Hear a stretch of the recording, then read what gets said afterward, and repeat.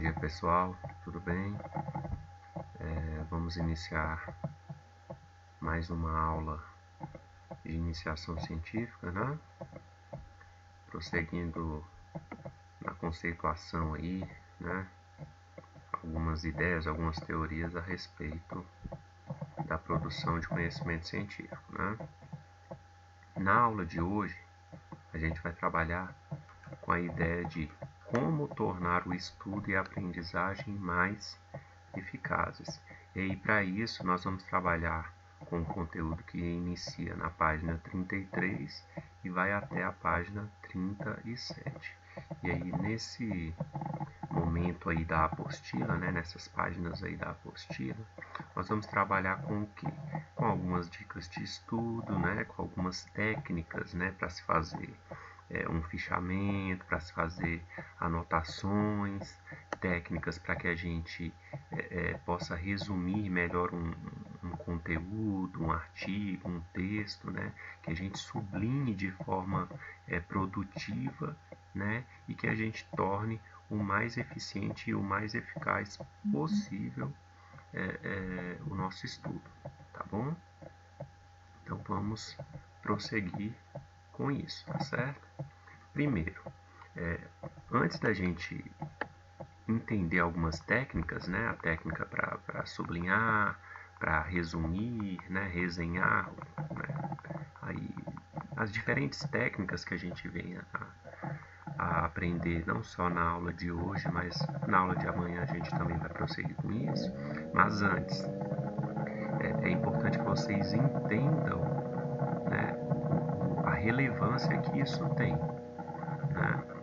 Porque lembrando do que a gente trabalhou em algumas aulas, né, há algumas semanas atrás, né, já ali no início ainda, né, eu falei para vocês que quando se trabalha com a construção de conhecimento científico, na verdade a gente está dando uma sequência a alguns estudos que já foram feitos, né?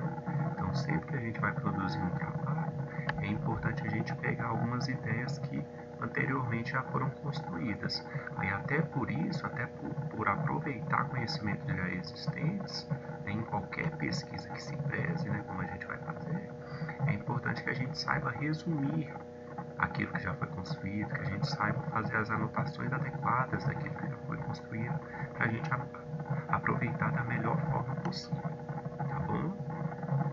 E em cima disso ainda, vamos trabalhar agora com algumas dicas essenciais, não só nessa questão de anotações, de resumir, mas no estudo como um todo, tá? Vamos até partir dessa ideia inicialmente, na verdade, tá bom?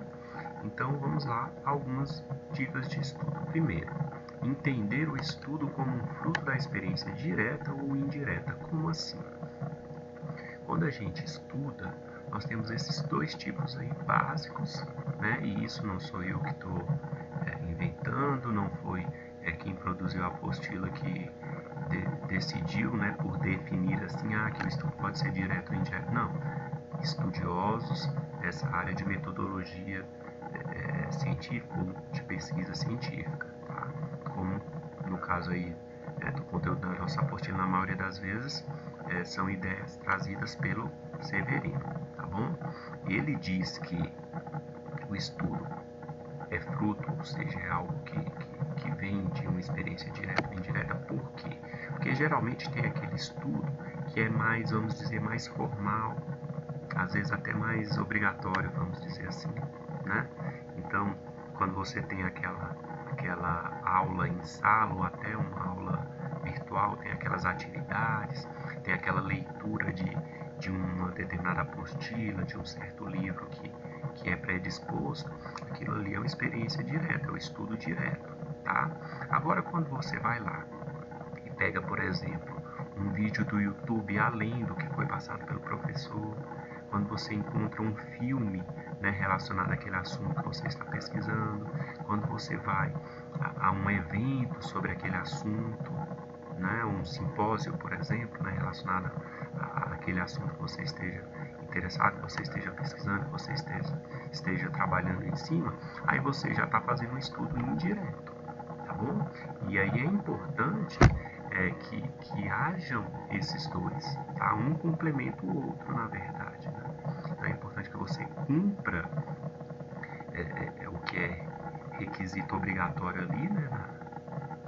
Na sua pesquisa, no seu trabalho, no seu estudo, mas que você vá além também, que você procure outras fontes de conhecimento também, tá bom? Segundo ponto, ter organização, ser assíduo às aulas e atento às explicações. Isso daqui mais relacionado à experiência direta, né? Ao estudo direto, né? Então você tem que ter de preferência um horário para que você cumpra as atividades, que você possa fazer as atividades diariamente, que você possa fazer um estudo, uma leitura diariamente, que você não fique, por exemplo, deixando para fazer tudo no fim de semana, né? Porque senão pode ser que você não faça tudo, que você não consiga cumprir tudo, ou que você faça tudo às pressas, né? Ou que até pela sobrecarga que haja de fazer muita coisa em um mesmo dia ou tudo no fim de semana, você acabe não fazendo aquilo ali com a melhor qualidade, né, que você poderia fazer, com aquela eficiência, com aquela eficácia que você poderia fazer, né? Então, ter organização nesse sentido, tá bom? Não vou dizer imprescindível, até porque nem todo mundo tem as melhores condições, né, de ambiente, né, para poder estudar, mas o adequado é que você tenha um localzinho reservado para sempre você estudar, tá? E que seja um lugar primeiramente com boa iluminação, tá? Já que é um local em que você vai fazer muita leitura, e seja com um material impresso ou até com computador, celular, tablet, o que quer que seja, né? Então é bom que você tenha um lugar reservado ali para você fazer seus estudos e que seja um lugar bem iluminado, tá bom? Ainda dentro dessas dicas, é importante que você entenda a importância da organização do tempo e a definição de cronogramas, tá? E esses cronogramas que eu digo é o cronograma formal, né? O cronograma, por exemplo, da instituição. Por exemplo, nós temos o cronograma do nosso curso, né? Quando a gente tem os horários e quando a gente tem as atividades diárias, você tem que cumprir aquelas atividades por dia e enviar a atividade cada dia. Você tem um cronograma a cumprir. Já já a gente vai começar a fazer o TCC e aí, conforme a gente for progredindo, eu também vou marcar datas de entregas de partes, vamos dizer, do TCC. E aí vocês vão ter que cumprir esse cronograma, né? Só que também é importante que vocês entendam que é muito interessante, é recomendável que vocês também criem seus próprios cronogramas, que você defina ali um horário em que todo dia você vai estudar, por exemplo, tá? Além daquilo que já é necessário, que você tire, sei lá, para começar, que você tire ali 30 minutos todo dia, né? No horário de almoço ali que você tem, se você trabalha, ou que seja ali já mais à tardezinha ou à noite, depois que você fica, apesar do cansaço, um pouquinho mais tranquilo, né? Mas que você tenha também o seu momento e que você siga isso com disciplina, tá? Até acabei adiantando aí um dos tópicos, né? A palavra de ordem é disciplina, você tem que seguir isso, tá bom? Se você não se disciplinar, não é disciplina só questão de obediência ao professor, à instituição, coisas desse tipo. É por respeito a si mesmo. O principal para mim é o respeito a si mesmo, essa disciplina, tá bom? Para que você possa produzir o melhor, tá? E aí, acrescentando, é importante que você, dentro desse tempinho aí, que você possa procurar outras fontes de conhecimento, né? São citados aí jornais, bons dicionários, enciclopédias, livros, revistas, mas hoje em dia a gente acaba resumindo isso tudo em uma coisa só, que é a chamada internet, né? Então você pode tirar um tempinho ali com disciplina, né? Por que é tão importante essa disciplina? Porque a internet é um campo em que se tem de tudo, né? Então, se você não tiver disciplina, você começa ali pesquisando sobre redes, passa 5 minutinhos você já está no site de esportes, no site de fofoca, já está na rede social, já está pesquisando sobre séries, né? E não é bem assim, né? Ter disciplina, se você parou ali para um momento de estudo, use a internet simplesmente para o estudo, tá bom? Prosseguindo agora, vamos trabalhar com um pouco da noção de anotações, tá? Vou passar para vocês aqui inicialmente cinco etapas, né? 5 momentos, 5 coisas que é bom que você aplique na hora de se fazer uma anotação, né? Aí você aplica isso, por exemplo, na produção de um fichamento, tá bom? Importante que vocês entendam que para se fazer uma anotação adequada, primeiro vocês precisam ter uma leitura adequada também. E aí eu falo uma leitura que na verdade vai além de só uma, né? Porque primeiro, você tem que fazer uma leitura total do texto, sem interrupções. Então você vai pegar um textinho ali, né? Seja um texto de uma lauda, né? De uma página, ou seja uma apostila ali. Você tem que ler, você tem que anotar sobre aquilo. Vai fazer um fichamento sobre aquele texto. Primeiro, você vai ler ele todo sem parar, tá? Até para você ir conhecendo a estrutura do texto ali, a linguagem, etc.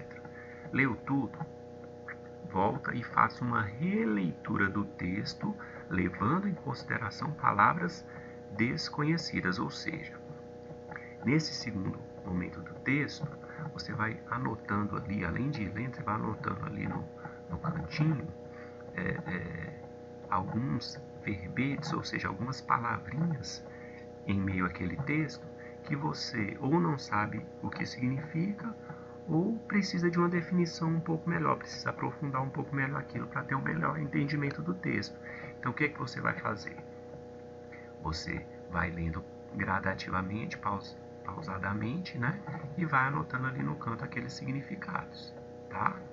Em um terceiro momento, você vai fazer uma busca em enciclopédias, ou almanacs, ou até na internet mesmo, né? De informações que sejam importantes para que você entenda melhor o texto, né? Ou seja, surgem ali certas ideias no texto, mas que não são aprofundadas ali. Você vai lá na internet, que seja no Google, que seja por meio de um artigo, que seja em um livro sobre aquele tema, você vai buscar entender melhor sobre aquilo para que você compreenda ainda melhor o que está no textinho que você esteja lendo, tá? Quarto ponto aí importante também, tá? Você vai destacar os trechos e palavras-chave do texto somente depois que você tiver compreendido. Então você leu uma vez, leu de novo, pegou o significado de algumas palavras que você não entendia ou não entendia tanto como deveria, você procurou algumas informações extras, aí você está tendo a compreensão melhor do texto, aí sim você vai ali sublinhar, você vai ali pegar o que é mais importante daquele texto para você poder fazer as anotações. Aí, por fim, né, na quinta etapa, aí sim, você vai fazer a redação da anotação corrida, tá? Para submetê-la a uma avaliação própria. Se houver necessidade de correções, refazer a redação. Então, depois de tudo isso, aí sim você vai escrever ou digitar ali o que você julgou importante daquele texto. Detalhe, depois de você fazer a anotação ou as anotações, é interessante que você leia novamente, que seja 1, 2, 3 vezes as anotações. Aí não precisa ler de novo o texto, mas as anotações que você fez, aí você relê, tá? Para ver se aquilo ali realmente é o que era mais importante, ou se você precisa até buscar uma reflexão maior, ou buscar até informações além daquilo ali, tá? Mas se você seguir as 4 etapas anteriores direitinho, aí você consegue nessa quinta aí ser bem eficiente, tá bom? Vamos prosseguir agora com a ideia de sublinhar, tá bom? Como sublinhar? Primeiro item, sublinhar palavras-chave apenas depois de feitas várias leituras. Eu acabei comentando mais ou menos isso daí no slide anterior, mas é algo bem básico, né? Tem gente que às vezes na pressa de fazer resumos, fechamentos, pega o texto ali e começou a ler o texto, a primeira vez que está lendo já vai, né, usando um marca-texto ali ou usando uma caneta vai sublinhando já as palavras-chave, já vai sublinhando as frases ali que acha que é interessante, mas peraí, principalmente se for um assunto que você esteja, né, tendo os primeiros contatos, não é bem assim que funciona, né?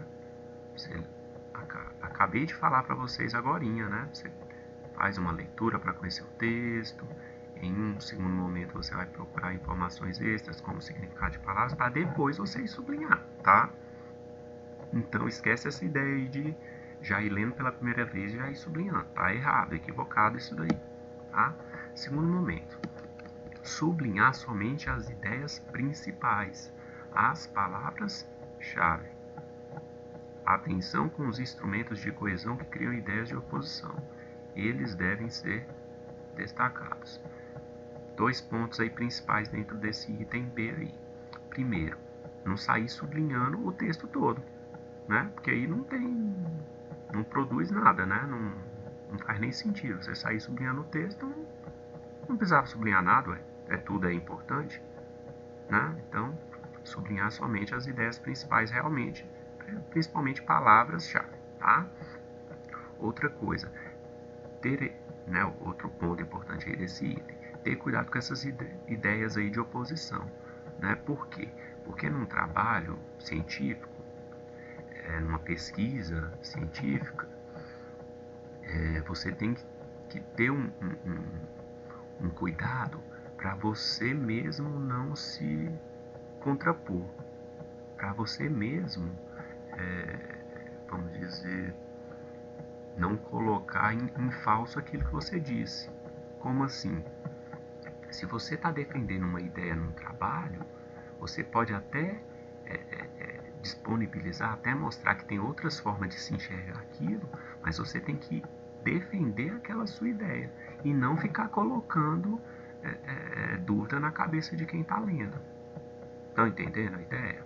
É que vocês possam ter a atenção para não ficar usando essas ideias de oposição aí, para não ficar colocando o trabalho de vocês em xeque, tá bom? Então, tem que ter mais ideias de afirmação, de comprovação daquilo que vocês estejam defendendo, né? E não de coisas que coloquem em falso, tá? Então, ter cuidado aí com essas palavrinhas como o mas, o embora, o porém, se bem que, ter cuidado com esse tipo de coisa, tá? Item C aí, reconstruir o parágrafo a partir das palavras e expressões sublinhadas.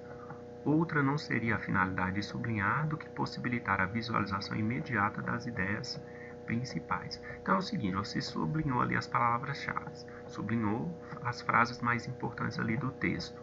Aí você vai construir novos parágrafos, novos textos, né, ou um novo texto com aquelas ideias. Então não é simplesmente você sublinhar e ir lá e copiar, né, porque senão fica até sem sentido, né? Então você vai refletir naquilo e usando aquelas palavras-chave, usando aquelas ideias ali, aí você vai produzir outros parágrafos com suas palavras, tá? Baseado naquelas que você pegou do texto que você sublinhou, tá bom?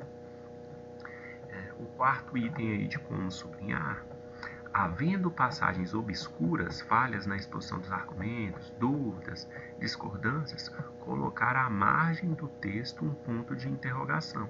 Então você foi lendo ali, foi sublinhando, mas tem uma coisa ali que você, sei lá, não concorda muito, que você acha que está errado, que você discorda, né? Você coloca um pontinho de interrogação ali, você não precisa sublinhar. Ou você pode até sublinhar e também colocar ao mesmo tempo o ponto de interrogação, para que posteriormente você possa, por exemplo, refletir mais a respeito daquilo, ou que você possa pesquisar em outros textos a respeito daquilo, ou às vezes dialogar com outras pessoas que estejam fazendo uma pesquisa, que isso seja feito até em um fórum de internet, algo assim, né? E o quinto ponto aí, para chamar a atenção para uma expressão tópica de todo o texto, usar dupla sublinha. Ou seja, você sublinhar com duas linhas, né? Uma abaixo da outra e ambas abaixo da palavra, lógico, né? Isso daí quando você encontrar expressões ou frases que sejam de maior importância importância, que resumam melhor ainda a ideia do texto como um todo, tá? Então você encontra ali, poxa, essa frase é a frase que define esse texto, é a frase mais importante, sei lá, é o pulo do gato nesse texto. Você vai lá e faz um duplo sublinhado, tá bom? Ou sublinhado duplo, tá bom? É importante também agora a gente trabalhar com a ideia de elaboração de resumo. Primeiro, para a gente entender como fazer um bom resumo, é importante que vocês saibam o que efetivamente é um resumo, né? Geralmente ali no ensino fundamental que os professores começam a pedir resumo, mas raramente se ensina efetivamente o que é um resumo, né? O que tem que ter um resumo, como que se faz um resumo, do que ele se trata, né? Então primeiro vamos pegar uma ideia aqui, um conceito, a teoria do que é resumo por Lakatos e Marconi, né? Eles falam que o resumo é o quê? Uma apresentação concisa e frequentemente seletiva do texto, destacando-se os elementos de maior interesse e importância, isto é, as principais ideias do autor da obra. Vamos lá. Primeiro, uma apresentação concisa. Então é algo que você vai predispor, você vai apresentar em forma textual, né? Apresentar por escrito, não verbal, né? Mas você vai apresentar por escrito algo conciso. O que é algo conciso? Algo sintetizado, algo, como a própria palavra aí da definição diz, algo que seja resumido, tá? Algo breve.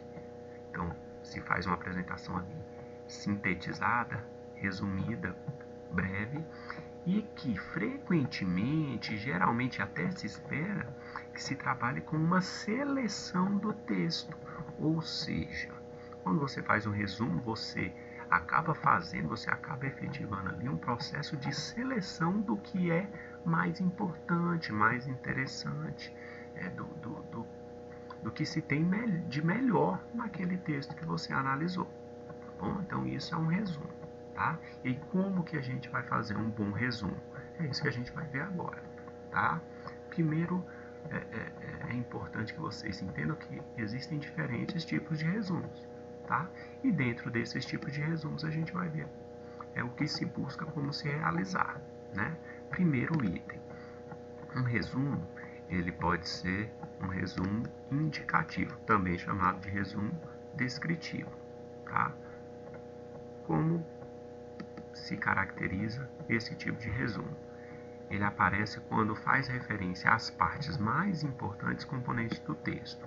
Utiliza frases curtas, cada uma correspondendo a um elemento importante da obra. Não dispensa a leitura do texto completo, pois apenas descreve sua natureza, forma e propósito. Então, quando você pega ali um texto e simplesmente você tira partes importantes, frases curtas daquele texto e redige em um novo texto, você não acrescenta nada, você não fica colocando muito das suas palavras, nada desse tipo, você está fazendo simplesmente um resumo indicativo ou descritivo.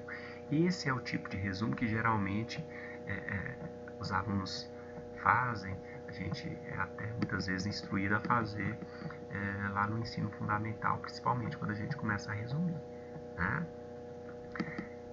Item B, resumo informativo ou analítico, né? Então, informativo tem a ver com informação, também pode ser chamado de analítico, tem a ver com análise. Vamos ver qual que é a diferença então em relação ao item anterior. É o tipo de resumo que contém as informações principais apresentadas no texto, até aqui não tem grande novidade, né? E permite dispensar a leitura desse último. Portanto, é mais amplo, olha a diferença para o anterior, ele é mais amplo que o indicativo ou descritivo. Ele tem a finalidade de informar o conteúdo e as principais ideias do autor, tá? Então, aqui se traz uma visão mais informativa e que aonde não há necessidade de se ler o texto original, né? Então, se lá no resumo indicativo, também chamado de descritivo, além de ler o resumo, é importante que a pessoa leia também o material original, todo o texto original, aqui, quem faz o resumo, né, a pessoa que faz a síntese, também já vai ter que pensar o quê? Que a pessoa vai ler só aquilo ali, vai ler só aquele resuminho. Então ele tem que informar tudo que é mais importante, tá bom? Não é só deixar mais sintetizado, não. Não é só deixar menor, vamos dizer, o texto para a pessoa ler, não. Tá? Tem que passar tudo que é informação importante, já que a ideia principal é a de informar. Por isso, resumo informativo, tá bom? O terceiro tipo aí de resumo é o resumo crítico. O resumo crítico ele consiste na condensação. Essa condensação é no sentido de resumir mesmo, de sintetizar. Então, consiste na condensação do texto original em sua extensão. Então, diminui de tamanho, mantendo as ideias fundamentais. Então, diminui de tamanho sem perder a essência, né? Sem perder ali o que é importante, mas permitindo opiniões e comentários do estudante ao todo do resumo. Então, olha só o que já se tem de diferente. Nos itens anteriores não se fala em nenhum momento de se colocar opinião, né? Nos itens anteriores, nos tipos de resumos anteriores, o que se colocava? Que é diminuir ali o texto, é você pegar só o que é importante, é você informar o que tem de importante, mas aqui no resumo crítico, além de tudo isso que já foi citado, você ainda acrescenta sua opinião ou alguns comentários que você queira tecer sobre aquele texto, tá bom? Quarto item, uma resenha. Tem gente que até hoje não sabe, pensa às vezes até que é a mesma coisa, né? Faz um resumo, faz uma resenha. Na verdade, a resenha é um tipo específico de resumo, tá? A resenha é um resumo que usa da criticidade também, é um tipo de resumo também crítico, só que ele é um pouco mais amplo. A resenha, na verdade, é um pouco mais ampla, ela é mais abrangente. Por quê? Porque além dela fazer a redução do texto, né, a sintetização do texto, além dela permitir as opiniões e comentários, ainda inclui julgamentos de valor.